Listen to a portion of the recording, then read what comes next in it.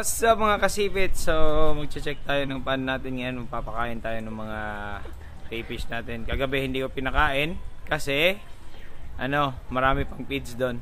So yan. Hi Kaden! Ang junior ko na hindi junior. Okay guys, tara.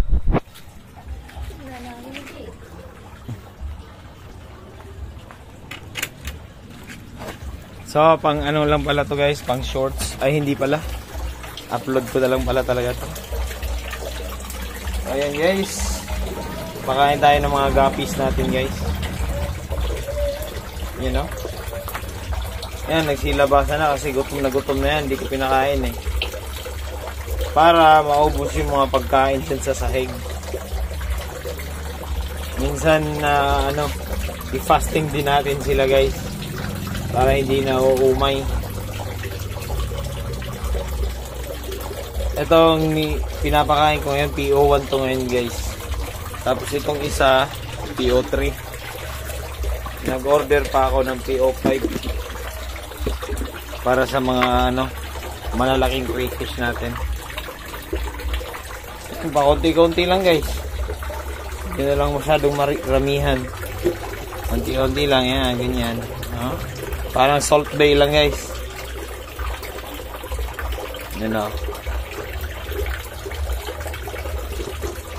So may nagtanong guys kung ano raw dapat mga ihanda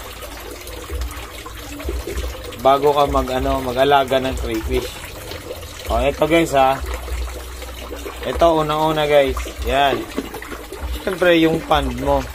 And kung paano gawin, nasa vlog na rin natin yan kung paano gawin yan.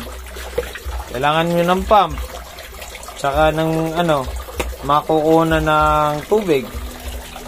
Dito yung mga guppies kong iba guys. Yan, medyo maulan.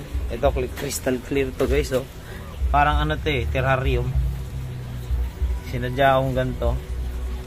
Yan, nabuhay yung mga plants, yung mga binigay sa kanya ni John James na namatay dati. Ngayon ilipat ko ng lagayan, kaya nabuhay pati ito. Yan nalimutan ko yung mga pangalan yan. Yan guys, pati dito nilagyan na rin natin dito sa drum.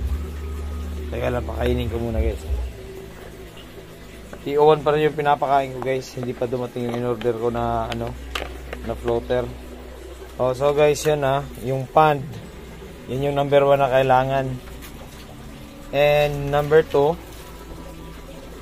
ay yung pan nga pala guys, pwede yung kahit ganito, storage box. Kung konti lang naman, may trio ka lang, ganon, 2 trio. Basta may hides lang guys. Ganyan yan nasa gilid lang ng bahay namin to guys. Ayan. Yung paggawa nito guys, dapat dapat may Sahara tsaka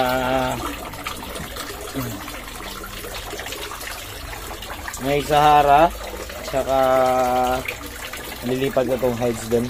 Sahara tsaka flexiban. Pwede lang kahit isa sa mga yan. Yung sa barka kay John James, sa boss namin, yun, flexiban yung gamit nila. Hi guys! Si Kaden. Kita ang Tintin. Sorry about that. Nandito na ako sa Sahara guys, yun. Tapos number 2 guys, syempre yung source ng water natin, saan ka ba magkukuha? Kumukuha kami sa guys, sa deep well dito sa amin malapit. Na deep well kami kumukuha. Minsan yung tubig ulan na sinasahod, ano ba tawag dito? Sinasangga namin. Sinasahod yung sasabihin ko sana. So yun, tubig ulan. Tsaka minsan yung sa water district, wala namang chlorine yan. Pero pag may chlorine guys, yung gagawin mo lang daw, set aside mo lang ng isang mga 2 araw para mawala yung chlorine. Ewan ko kung totoo ba yun.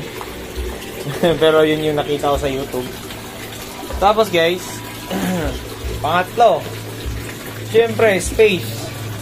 Lugar na paglalagyan mo ng na pan mo. Dapat hindi masyadong mainit din.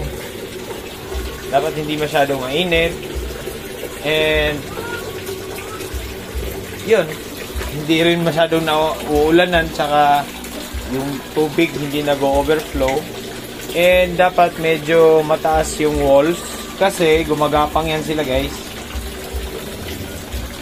Umaano yan sa gilid-gilid.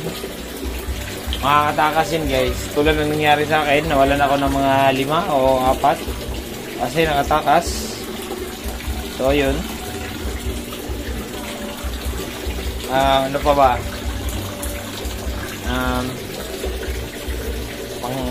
Pang ilan na ba yun?